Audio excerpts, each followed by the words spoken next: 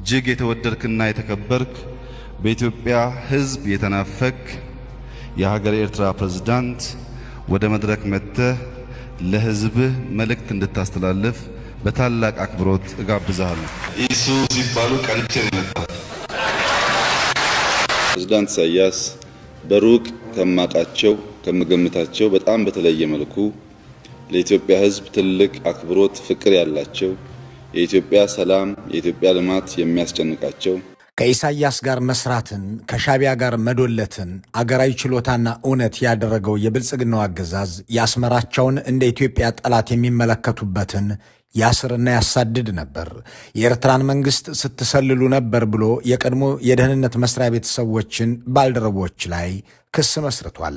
ሻቢያ የኢትዮጵያ ጥንተ ጠላት ነው ሲባል የለም እንደ ኢሳያስ ያለው ወዳጅና አፍቃሪ ኢትዮጵያ የላትም ብሎ ኢሳያስ ለኢትዮጵያ ያለው ፍቅር ጥልቅ ነው ይል ነበር። ይህንን ሁሉ አልበቃውም። ከሻቢያም ጋር ሆኖ የኢትዮጵያዊነት መሰረትና እትብት የሆነን ህዝብ ገድሏል፣ ዘርፏል፣ ደፍሯልም።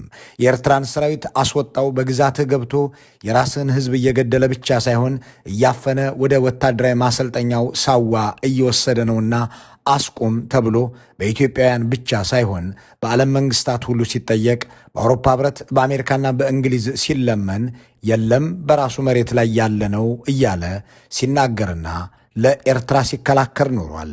በዚህ ብቻ ግን አልበቃውም። የኤርትራን ሰራዊት ወንጀል ዘግባችኋል ብሎ ጋዜጠኞችን ከማሰሩም በተጨማሪ ኤርትራን ተችታችኋል ብሎ የፖለቲካ ሰዎችን ከመወንጀሉም በዘለለ አንድ የመንግስት ጋዜጠኛንም ከስራው አባሯል። ጋዜጠኛው የፋና ቴሌቪዥን ባልደረባ የነበረ ነው። በዚያ የጫጉላ ሰሞን ጋዜጠኛው በአፍሪካ ረዥም ዓመታት የገዙ አምባገነን መንግስታት የሚል ይዘት ያለው ፕሮግራም ሰርቶ አስተላለፈ። ከነዚህ አምባገነን መሪዎች ውስጥ የኢሳያስ ፎቶም በስክሪኑ ላይ አብሮ እንዲታይ ተደረገ። ብልጽግና ይህንን ጋዜጠኛ ያባረረው ወዲያውኑ ነበር። ኢሳያስ አምባገነን አይደሉም ወዳጅ እንጂ ተብሎ ጋዜጠኛው ስራውን አጣ። በእርግጥም ከሻቢያ ጋር መስራትና መተባበር ለዚያውም በራስ ሀገር ላይ ለመጨከን ተገቢና ትክክለኛ ነገር ነው ብሎ የወሰነውና ያደረገው ብልጽግና ነው። ብልጽግና ይህንን ከማድረጉ በፊት በኢትዮጵያ ውስጥ ከሻቢያ ጋር መስራት ወንጀል፣ የአገር ክህደትና ብሔራዊ ጥቅምን መጻረር ነው ተብሎ ተፈርጆ ነበር። የለም ከሻቢያ ጋር መስራት ኢትዮጵያን መታደግ ነው፣ የኤርትራ መንግስት ለኢትዮጵያ የጨለማ ዘመን አጋር ነው ብሎ የተናገረውም የሰራውም ብልጽግና ነው። ይህንን የመሰለ አገራዊ ክህደትና ባንዳነት የፈጸሙ ጠቅላይ ሚኒስትርና መንግስት ያሉት ብልጽግና ሰሞኑን አንድ መረጃ ይዞ እያራገበ ነው። በሱዳን ውስጥ ፋኖ፣ ህወሓት፣ የኦሮሞ ነጻነት ሰራዊትና ሻቢያ ተገናኙብን የሚለውን መረጃ እንደ ትልቅ ኃጢአት በአሜሪካም በአፍሪካም በሚኖሩ የስቱዲዮ ቅምጦቹ እያስጮኸው ነው። ከሻቢያ ጋር መስራትን እንደ ተገቢ ነገር እንዲቆጠርና እንዲታይ ያደረጋችሁት እናንተ ብልጽግናዎች አይደላችሁምን ብሎ የሚጠይቃቸውን ሰው ደግሞ ባንዳ ሊሉት ይሞክራሉ። በእርግጥ ሱዳን ውስጥ ተገናኙ የተባሉትና በብልጽግና ጦርነት የታወጀባቸው የኢትዮጵያ የፖለቲካ ኃይሎች የሰሩት ስህተት ምንድን ነው? መገናኘታቸው ስነውር የሚሆነው እንዴት ባለ ሁኔታ ነው? ዜና የሚሆነው የጋራ ሀገርና የጋራ ጠላት ያላቸው ኃይሎች ባይተባበሩ እንጂ ሲቀናጁማ ዘገያችሁ እንጂ ስህተት ሰራችሁ ሊባሉ ይችላሉን? የሚለው ጥያቄ መሰረታዊ የመሆኑን ያህል ከሻቢያ ጋር መስራትን እንደ ተገቢ ነገር እንዲቆጠር ያደረገው ብልጽግና የሰራውን ስህተት መድገምና ከአስመራው አገዛዝ ጋር መስራትስ ልክ ነው ወይ?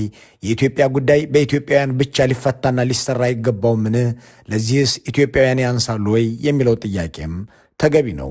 እንዳም ሆኖ ግን የመረጃ ምንጩ ዘኢኮኖሚስት የተባለው መጽሔት ነው። በአንድ ሳምንት እትሙ 2 ተከታታይ መረጃዎችን ያስነበበው ዘኢኮኖሚስት ምን እንደሚል በዚህ ዝግጅት ወደ እናንተ እናደርሰው ዘንድ ወደናል። ባለፈው ሳምንት አጋማሽ የተነበቡት 2ቱ መረጃዎች በእርግጥም በብዙ የሳተላይትና የስለላ ተቋማት የሚሰሩት እንደ ዘኢኮኖሚስት ያሉ ሚዲያዎች እንዲህ ያለውን ነገር ሲያወጡ ብዙ ትርጓሜ ያለውና ብዙ ያነጋግራል ያስብላል። ያ እንዲሆንም ወደ አማርኛ እንመልሰዋለን። እንደገና ግን እንዲህ ያለውን ደንበኛ ጥያቄ መሻገሪያ እናድርገው። ብልጽግና ሻቢያን ይዞ የኢትዮጵያን ሕዝብ መግደልና መዝረፍ ተራ ነገር ወይም ኖርማል ጉዳይ ካደረገው በኋላ የትኛውም ጸረ አብይ አህመድ ትግል ከየትኛውም አካል ጋር ቢቀናጅ ነውር የሚሆነው በማን መስፈርት ነው? ሻቢያ ለኢትዮጵያ የማይጠቅም ከብልጽግና ጋር ተባብሮም አሁን አገሪቱ የገባችበትን መቀመቅ የፈጠረ ጸረ ኢትዮጵያ ኃይል መሆኑ የተረጋገጠ ሆኖ ሳለ ብልጽግናዎች በምን ሞራል ሌሎችን ከሻቢያ ጋር በመተባበር ወንጀል ይከሳሉ የሚለውን ጥያቄ እያሰላሰልን ወደ ዘ ኢኮኖሚስት ሪፖርት እንለፍ። ከመጣጥፎቹ አንዱ ኢትዮጵያ እንደገና ሌላ ጦርነት እየሸመነች መሆኑን የሚያነሳ ሲሆን ሁለተኛው እንዴት ይቁም የሚለው ላይ ያተኩራል። ስለ ጦርነት ዝግጅት የሚያነሳውን በማስቀደም እንጀምራለን። Does Ethiopia face greater threats from abroad or from within? Just a few weeks ago, it was potential war with Eritrea causing the most concern. ጦርነት የለም ማለት የቶክስ ድምጽ አይሰማም ማለት አይደለም። እውነተኛ ፍትህ ካልተረጋገጠ በማንኛውም ሰዓት ጦርነት ሊፈጠር ይችላል። ኢትዮጵያ ከራሷም ከጎረቤቶቿም ጋር ልትዋጋ ነው የሚለው ጉዳይ የመገናኛ ብዙሃን አጀንዳ ነው። ዘኢኮኖሚስትም ተመሳሳይ ይዘት ያለውን ጽሑፍ እንዲህ ሲል ይንደረደርበታል። አሰቃቂው የትግራይ ጦርነት በአሜሪካና አጋሮቿ ጥረት በተፈረመ ውል እንዲቆም ተደረገ። ከቅርብ ጊዜ ወዲህ የአፍሪካና የምዕራብ ዓለም ዲፕሎማቶች ይህ ውል ተግባራዊ እንዲሆን በኢትዮጵያ መንግስትና በህወሓት ላይ ግፊት ለማድረግ ሲሞክሩ ቆይተዋል። አሁን ከ3 ዓመታት በኋላ ያ ውል ሞቶ እናገኘዋለን። ባለፈው ጥቅምት 27 አብይ አህመድ በይፋ ውሉን ጥሰውት የድሮን ጥቃት ፈጽመዋል ሲል ህወሓት ከሷል። ይህ የሆነው ደግሞ የፌዴራሉ መንግስት የሚደግፋቸው የትግራይ ተወላጅ ታጣቂዎች በአፋር ክልል መሽገው ጥቃት ስለሰነዘሩ ነው። አብይ አህመድ የክልሉ በጀት ለሰራዊቱ እየዋለ ነው በማለት እየከሰሱ ናቸው። ባለፈው ጥቅምት 18 በፓርላማ ባቀረቡት ንግግራቸው ማንም አያቆመኝም ብለዋል። እሳቸውን ተከትለው ብርሃኑ ጁላ ህወሓት ካልጠፋ ኢትዮጵያ ሰላም አታገኝም ሲሉ ተደምጠዋል። የትግራይ ጄኔራሎችም የሚመጣውን ጦርነት ለመዋጋት ዝግጁ መሆናቸውን እየገለጹ ናቸው። ከዚህ በኋላ በትግራይ ከተማ መቀለ በባንኮችና ሱቆች ደጃፍ ላይ ሰልፍ በብዛት ታይቷል። ይህ ሁሉ ሁኔታ ከ2013 ጦርነት በፊት የነበረውን የሚያስታውስ ነው። የሰልፉ ዓላማ ብር ፍለጋ፣ ሸቀጥ ሸመታ ነው። አዲሱ ነገር አሁን አብይ አህመድ የትግራይ ተወላጅ ታጣቂ ቡድን ማግኘታቸው ይመስላል። ባሳለፍነው መጋቢት የቀድሞ የጊዜያዊ መንግስቱ ፕሬዝዳንት በጄኔራሎች ድጋፍ ከትግራይ ከተወገዱ በኋላ ጸረ ህወሓት ሚሊሻዎች በፌዴራሉ መንግስት እንዲደራጁ ተደርጓል። በተደጋጋሚ ከቀድሞ ጓዶቻቸው ጋር ተታኩሰዋል። ሁለተኛው አዲሱ ለውጥ በኤርትራና ኢትዮጵያ በኢሳያስና አብይ መካከል የተፈጠረው ነው። አብይ ወደብ እፈልጋለሁ ካሉ በኋላ ሁለቱም ወዲህና ወዲያ ሆነዋል። ጠቅላይ ሚኒስትሩ የተነሱት የባህር በር ፍለጋ ብቻ ሳይሆን በኤርትራ ህልውናና ነጻነት ላይም ጥያቄ ምልክት አድርገው ነው። እናም ለጦርነት እየተዘጋጁ መሆኑን መደበቅ ተስኗቸዋል። ባለፈው ጥቅምት የኢትዮጵያ የደህንነትና የመከላከያ ባለስልጣናት በኤርትራ ድንበር 70 ኪሎ ሜትር ርቀት አሰብ ወደብ አቅራቢያ ጉብኝት አድርገው ተመልሰዋል። የሳተላይት ማስረጃዎች የሚጠቁሙትም ከቅርብ ጊዜ ወዲህ በዚህ አካባቢ የሚገነባው የድሮን ቤዝ እየተስፋፋ መሆኑን ነው። በኢትዮጵያና በኤርትራ መካከል ይህ አይነት መፋጠጥ ከተወለደ በኋላ የኃይል አስተላለፍ ለውጥ ይከሰት ዘንድ ግድ ሆኗል። በሁለቱ ሽኩቻ ውስጥ ትግራይ ሳንዱች ሆኗል። የህወሓት ሰዎች አብይ አህመድን የትግራይ ዋና ጠላት አድርገው ይቆጥሯቸዋል። እናም በባለፈው ጦርነት አያሌ ጥቃት የፈጸሙትን ኢሳያስ አፈወርቂን እያገኙ ነው። የኤርትራና የትግራይ ወታደራዊ ኮማንደሮች ለተከታታይ ጊዜያት ከ1 ዓመት በላይ ይገናኙ ነበር። እኛ ዘኢኮኖሚስቶች ባልደረቦቻችንን በዛላምበሳ አቅራቢያ በቅርቡ አሰማርተን ነበር። የኤርትራ ወታደሮች የትግራይ ታጣቂዎች እያዩቸው ከወዲህ ወዲያ ሲሉ ተመልክተናቸዋል። በዚያው በኢትዮጵያ ድንበር ውስጥ የኤርትራን አቅፍ አገልጋሎት ሲሰጥ አስተውለናል። በኢትዮጵያና ህወሓት መካከል በትግራይ ምድር ጦርነት ከተጀመረ ኤርትራ መጥታ ታግዛለች ተብሎም ይጠበቃል እያለ የሚቀጥለው ዘኢኮኖሚስት ይኖራል ያለውን የኃይል አስተላለፍ ለውጥ ወደ መተንተን ይገባል። Eritrean President Isaias Afwerki has warned neighbor Ethiopia against launching a new war between the bitter foes. ይህንኑ የአብይና ኢሳያስን የጦርነት ዝግጅት ከሚዘግቡት መካከል አንዱ የሆነው ዘኢኮኖሚስት ሲቀጥል እንዲህ ይላል። ከ2015 ጀምሮ አማራ ፋኖ በአብይ አህመድ ላይ አምጿል። በተለይ ባለፈው መስከረም በምስራቁ የአማራ ክልል ውስጥ የፈጸሙት ጥቃት አስገራሚ ነበር። አንድ የቀድሞ የመንግስት ጄኔራል አዲስ አበባን ያስበረገገ ጥቃት ብለውታል። በዚህ ጥቃት ላይ ፋኖ ምናልባትም ከኤርትራና ከህወሓት ድጋፍ አግኝቶ ሊሆን ይችላል። በቅርቡ የትግራይ የአማራ ወታደራዊ አዛዦች እንዲሁም በኦሮሚያ ውስጥ የሚንቀሳቀሰው ታጣቂ ኃይል በሱዳን ተገናኝተው መክረዋል። የምክክራቸው አጀንዳ የጋራና የተቀናጀ ወታደራዊ ጥቃት ማካሄድ የሚለው ነው። በሱዳን ውስጥ ኤርትራና ትግራዮች ውግንናቸው ከአልቡርሃን ሰራዊት ጎን ነው። ኤርትራ የአልቡርሃንን ኃይሎችና ለሳቸው የሚታመኑ ታጣቂዎችን ታሰለጥናለች። የሱዳን አውሮፕላን በኤርትራ አስመራ ሲያርፍ ታይቷል። በርካታ የትግራይ ሰራዊት አባላት በሱዳን ውስጥ ከአልቡርሃን ወገን ሆነው ተዋግተዋል። በተለይም ካርቱምን በመያዝ ረገድ ረድተዋል። ይህ ሁሉ የሚጠቁመን በኢትዮጵያና ኤርትራ መካከል ጦርነት የሚቀሰቀስ ከሆነ ህወሓትና ኤርትራ ከአልቡርሃን ድጋፍ እንደሚያገኙ ነው። እዚህ ጋር በሱዳን ጦርነት ላይ እየተሳተፉ ያሉ የውጭ ኃይሎች ሚናቸው ይመጣል። የአብይ አህመድ ካዝና የሆነችውና የውጭ አጋሯ የተባበሩት አረብ ኤምሬቶች የፈጥኖ ደራሹ ኃይል አዝማች ነች። አብይን ወደ ኤርትራም ላታዘምተው ትችላለች ለማለት ግልጽ ነገር የለም። ግን አብይ ኤርትራ ላይ ውጊያ ቢከፍቱ ሻቢያ በሱዳን ውስጥ ለአልቡርሃን የሚያደርገውን ድጋፍ እንዲቀንስ ስለሚያደርግ ሊጠቅም ይችላል ተብሎ ተሰልቷል።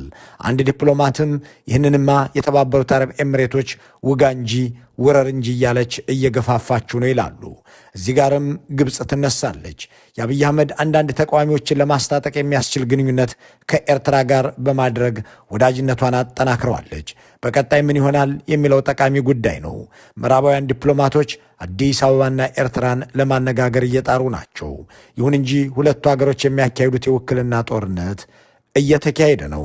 ይህ የዘ ኢኮኖሚስት አንደኛው ጽሑፍ ወደ አማርኛ ሲመለስ የሚሰጠው ትርጉም ነው። የብልጽግና የሚዲያ ቅምጦች ጫፉን ይዘው ያራገቡት ጉዳይም ይሄው ነው። ምን ይደረግ፣ ጦርነቱን እንዴት እናስቀረው የሚለውን የመጽሔቱን ጽሑፍ ግን ሲወያዩበት አይስተዋሉም። በብልጽግናዎች ዓለም ጦርነት እንጀራ፣ የሰው ደም ማፍሰስ ምስ ነውና ይህንን ጉዳይ ለማስቀረት ምን መሰራት አለበት በሚለው ላይ ምክክር እንዲደረግ አይወደድም። ሃው ቱ አቮይድ አፍሪካስ ኔክስት ዎር የሚለው ጽሑፍ ግን ጠቃሚ የጦርነት ማቆሚያ ነጥቦችን ይዞ እናገኘዋለን። አንድ አሜሪካዊ ዲፕሎማት አብይን አግኝተው የሰጡትን ማስጠንቀቂያም ስምና ጊዜን ጠቅሶ ያስነብበናል። ወደዚያው እናምራ። ከጥቂት ዓመታት በፊት ሻቢያን መተቸት በኢትዮጵያ ውስጥ በእስር ያስቀጣ ሕይወትንም ያሳጣ ነበር። አሁን ግን ነገር ከተቀየረ በኋላ ሻቢያ ጋር መስራት ባንዳና ባዳ የሚያባብል ሆኗል።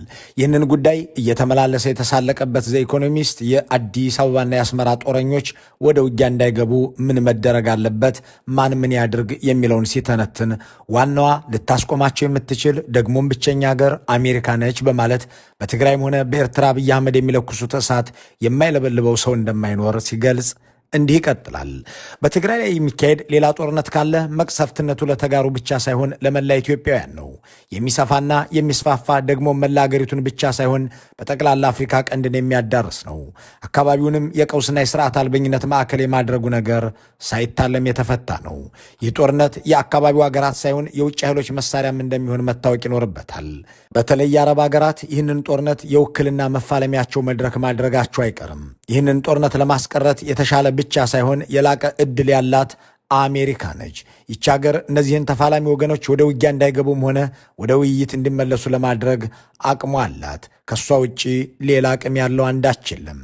ኢትዮጵያ የ130 ሚሊዮኖች ሀገር የተከፋፈለም ነው። አብይ ወደ ስልጣን ከመጡበት ከ2010 ጀምሮ ደግሞ በመላ ሀገሪቱ ብሔር ተኮር ታጣቂ ኃይሎች እንደ ጉድ ተባዝተዋል። በትግራይ ክልል አንዳች ጦርነት ተለኮሰ ማለት ከጫፍ ጫፍ ኢትዮጵያ ነደደች ማለት ነው። ወደዚያች አንድ ኢሳያስ አፈወርቂ እስር ቤታቸው ወዳደረጓት ኤርትራም ተዛመተ ማለት ይሆናል። ይህ ጦርነት በተጀመረ ፍጥነት ሱዳን ጭምር የምትሳተፍበት የቀጣናው እልቂት ይወለዳል። ይህም የስደተኞችንና የጦር መሳሪያ ዝውውርን ህገወጥነት ያበዘዋል። ይህንን አደገኛ መዘዝ ያለውን ጦርነት ለማስቆም ችሎታ ያላቸው የሌላ ሀገር መንግስታት ግን አሉ። የአብይ አህመድ መተማመኛ የተባበሩት አረብ ኤምሬትስ አንዷ ነች። ኤርትራና ግብፅ ባሳለፍነው ዓመት የተፈራረሙት ወታደራዊ ስምምነት አለ። እነዚሁ ሀገራት ሳውዲ አረቢያን ለማካተትና ግንባር ለመፍጠር ያደረጉት ጥረት ከፍ ያለ ነው። አሜሪካ በእነዚህ አረባዊ ሀገራት ላይ ያላት ተጽዕኖ ደግሞ ጦርነቱን ለማስቆም በቂ ነው። አብይና ኢሳያስ በየግላቸው ከአሜሪካ ጋር ለመወዳጀት ያላቸውን ጉጉትም ለሰላም መፍጠሪያነት መጠቀም ይቻላል። በ2013 አብይ አህመድ ትግራይ ላይ ውጊያ ሲያካሂዱ አሜሪካ ድጋፍ ነበራት። ከዚያ በተቃራኒ ሁኔታ ግን አሁን ተቃውሞ እያሰማች መሆኑ በመነገር ላይ ነው።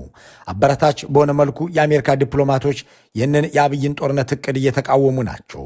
ባሳለፍነው መስከረም የዶናልድ ትራምፕ የአፍሪካ ጉዳዮች አማካሪ ማሳድ ቡሎስ አብይ አህመድን አግኝተው በኃይል ጦርነት አካይጄ ወደብ አመጣለሁ ማለቱን ተው ብለዋቸዋል። የትግራይ ጄኔራሎችንም ማዕቀብ ሊጥሉባቸው እንደሚችሉ አስጠንቅቀዋቸዋል።